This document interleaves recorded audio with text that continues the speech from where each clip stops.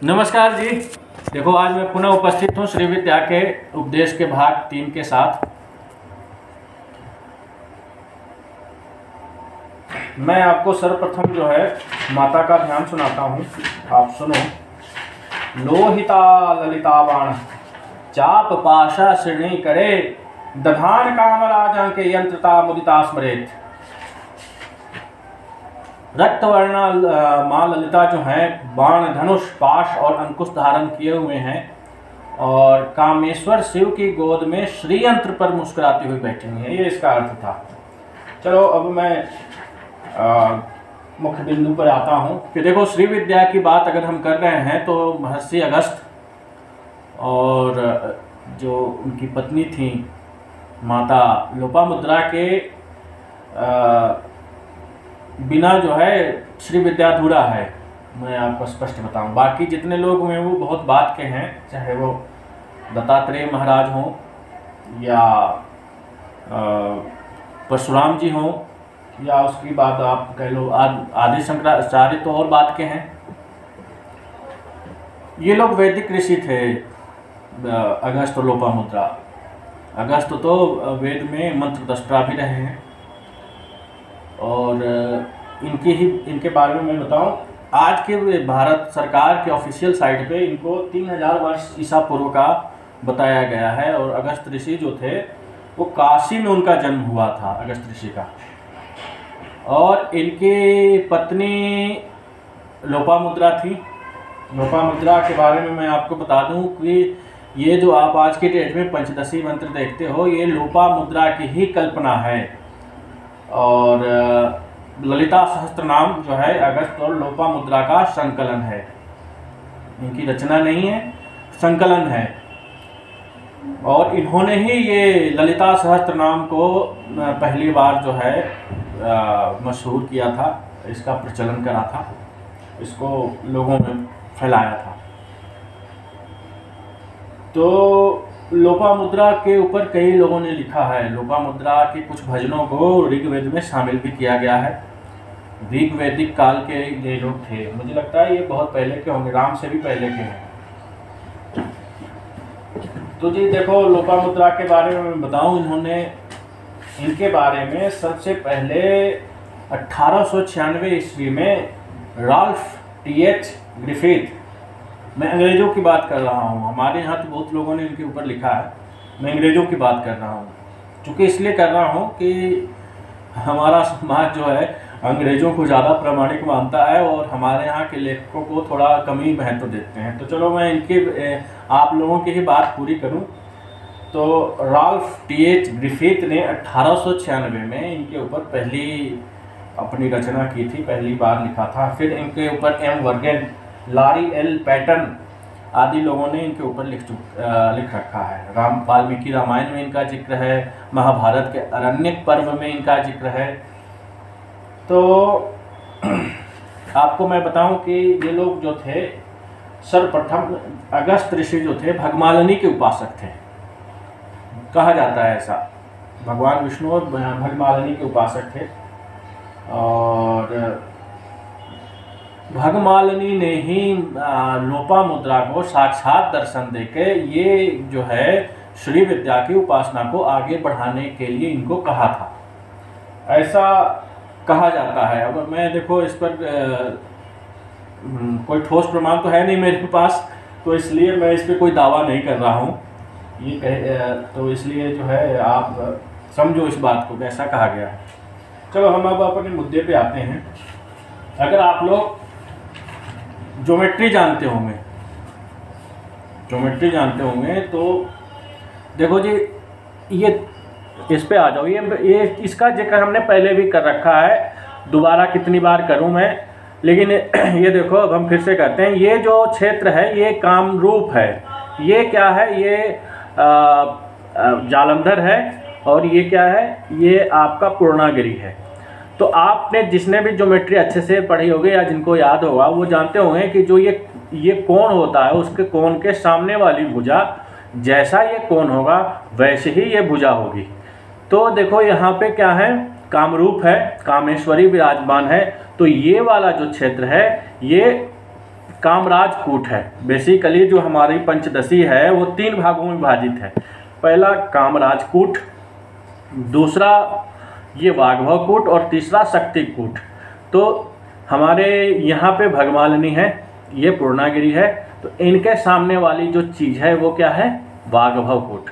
और यहाँ क्या है, यहाँ वज्रेश्वरी है, विष्णुवात्मक शक्ति, जालंधर पीठ है, तो इसके सामने क्या है, ये शक्ति पीठ है। ई शब्द जो है लक्ष्मी माता के लिए प्रयोग किया गया है, और या फिर माँ पार्वती के लिए प्रयोग किया गया है, शक्ति के लिए प्रयोग किया गया है। तो इसमें जो है वाग्भव, कामराज और शक्ति कूट होते हैं हमारे पंचदशी में। ये आधार है श्री विद्या का, इसलिए मैं आपको बता रहा हूँ। अब आ जाओ कि हमने आपको पहले बताया था कि ये जो हैं नित्याएं होती हैं, 16 नित्याएं हैं जो माँ ललिता को घेर के रहती हैं। देखो मैंने किसी के लिए बनाया था, आप लोगों को भी दिखाऊं। ये देखो, ये 12 नित्याएं इस तरीके से हैं, और ये 3 पीठ है, बीच में माँ है, और ये गुरुमंडल है। ये मैंने इसलिए आपको दिखाया कि इनमें से किसी एक की भी सिद्धि हो जाए, एक बीज मंत्र की भी अगर इन लोगों में से, तो आप समझो कि आप जो है कहाँ से कहाँ पहुँचोगे, इसकी कोई सीमा नहीं है। 16 नित्याएं होती हैं, इन सब का अपना यंत्र है, इन सब का अपना विधान है, इन सब की सारी चीज़ें होती हैं, यंत्रार्चन, आवरण, हृदय कवच, जो भी है सब कुछ है इनके बारे में। इन 16 नित्याओं की पूजा प्रतिदिन करनी होती है। ये जो मैंने अभी आपको चक्र दिखाया, ये पहला चक्र है। इसमें जो है नित्य आपको पूजन करना है जब आप पहली बार पुरस्चरण कर रहे हैं श्री विद्या की। तो 16 नित्याओं का पूजन करना है, बाकियों की भी करनी होती है, मैं नित्याओं की बात कर रहा हूँ। तो 16 नित्याओं का इनकी कम से कम 30 जो हैं प्रयोग हैं 16 नित्याओं की। तो देखो वो प्रयोग तो मैं नहीं बताऊंगा क्योंकि वो षटकर्म के अंदर आते हैं। और देखो मैं आपको बताऊं कि 16 श्री यंत्र में कुल मिला के 1536 देवियां होती हैं। सभी चक्रों में मतलब 96 देवियां हैं टोटल, जो 16 नित्याओं के स्वरूप में है। तो 96 गुना 16 जो है वो 1536 बनते हैं। ये मैंने आपको जनरल नॉलेज के लिए बताया। इनमें से बहुतों का नाम तो जो है सब लोग नहीं जानते, जो करते हैं वो भी नहीं जान पाते सबका नाम। इतना नाम याद रखना संभव कहाँ है, लेकिन ये है कि कई ऐसे लोग भी होते हैं जो सब कुछ जानते हैं। तो ये 1526 देवियां हैं श्री यंत्र में। चलो अब मैं आपको चक्रों के बारे में बताता हूँ, क्योंकि आज वीडियो मैं बहुत लंबा नहीं करूँगा पिछली बार की तरह, क्योंकि लोड होने में बहुत समय लगता है। देखो मैंने आपको पहले बताया था कि श्री यंत्र में ये श्री यंत्र जो है 9 चक्रात्मक यंत्र है। तो और इसमें क्या है, 9 चक्रों में सभी चक्रों का एक नाम है, सभी चक्रों की देवियां हैं जिन्हें योगिनी कहते हैं। उनको अलग अलग योगिनी के नाम से जाना जाता है, मैं बताऊंगा आपको। और सभी चक्रों में एक माँ की, जो त्रिपुर सुंदरी माता की एक स्वरूप है, वो उनकी अधिष्ठात्री हैं। और साथ में सभी चक्रों की एक स्पेशल मुद्रा है। चलो हम आपको पहले नंबर पे आते हैं। देखो ये हमारा पहला चक्र है, जिसको भूपुर कहते हैं हम लोग।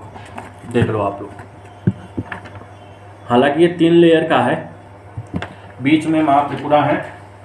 इस चक्र का नाम जो है त्रैलोक्य मोहन चक्र है। और यहाँ की जो देवियाँ हैं ये प्रकट योगिनी कहलाती हैं, और जो अधिष्ठात्री हैं यहाँ पे वो माँ त्रिपुरा है।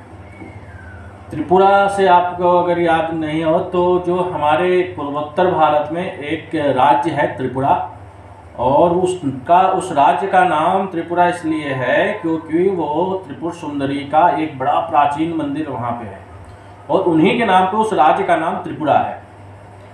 चलो अब दूसरे चक्र पे आते हैं।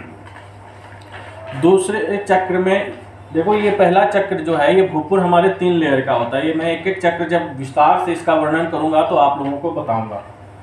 ये देखो जो दूसरा चक्र है ये षोडश दल है। षोडश दल है, ये मैंने बनाया। देखो मेरी ड्राइंग बहुत अच्छी नहीं है, लेकिन मैंने जो आप लोगों के लिए बनाया वो देखो। इस चक्र को सर्वासा परिपूरक चक्र कहते हैं। और जो यहाँ की देवियाँ हैं उनको गुप्त योगिनी कहा जाता है। और जो यहाँ अधिष्ठात्री हैं वो क्या है, वो त्रिपुरेशी हैं। और दूसरे चक्र का जो मुद्रा है उस मुद्रा को हम कहते हैं सर्वविद्राविणी मुद्रा। देखो क्या है कि सभी चक्रों का ना एक विस्तृत मंडल है और उसमें विस्तार से सारी चीज़ें मैं डिस्कस करूँगा। इन सब का अपने अपने इनकी देवियों का स्थान अपने अपने शरीर में है, अपने अपने इंद्रियों में है। चलो मैं तीसरे पे आता हूँ। जब मैं सारी चीज़ें डिस्कस करूँगा एक एक करके विस्तार से, तो मैं वहाँ आपको बताऊँगा। ये देखो जी, ये तीसरा चक्र है, अष्टदल है। और यहाँ की इस चक्र का नाम है सर्व संक्षोभन चक्र। यहाँ की देवियों को गुप्ततर योगिनी कहते हैं। और जो अधिष्ठात्री हैं यहाँ त्रिपुर सुंदरी हैं। अब त्रिपुर सुंदरी से आप लोग कंफ्यूज ना हो ना कि जो ये त्रिपुर सुंदरी यहाँ भी हैं और वहाँ भी हैं मेन मुख्य बिंदु पे।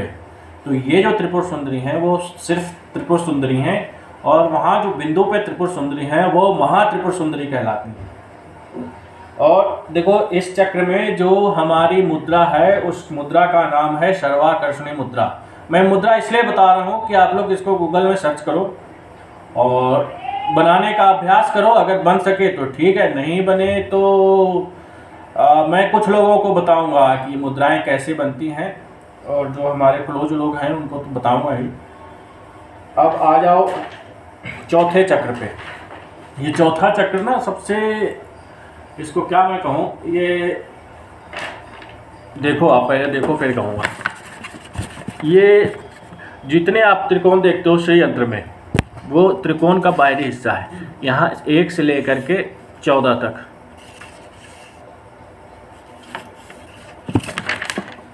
इस चक्र का नाम जो है वो है सर्व सौभाग्यदायक चक्र।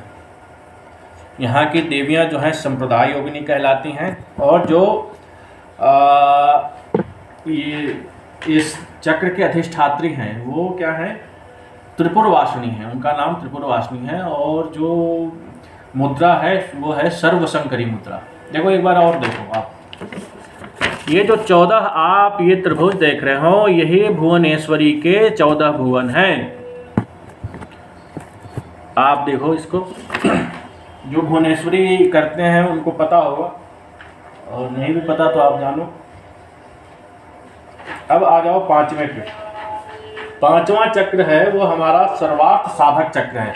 मैं अभी सिर्फ आपको जानकारी दे रहा हूँ। ये देखो, ये आप इस तरीके से बना करके देख सकते हैं। और इसी फॉर्मेट में ये चीज़ें हैं। ये आपको क्या बताऊँ, श्री यंत्र को एक अलग अलग भागों में बांट दिया गया और उसको अलग अलग नाम से जो है वो बनाया गया है। तो ये देखो, ये क्या है, ये हमारा पांचवा चक्र है। ये पांचवा चक्र जो है वो उस चक्र का नाम है सर्वार्थ साधक चक्र।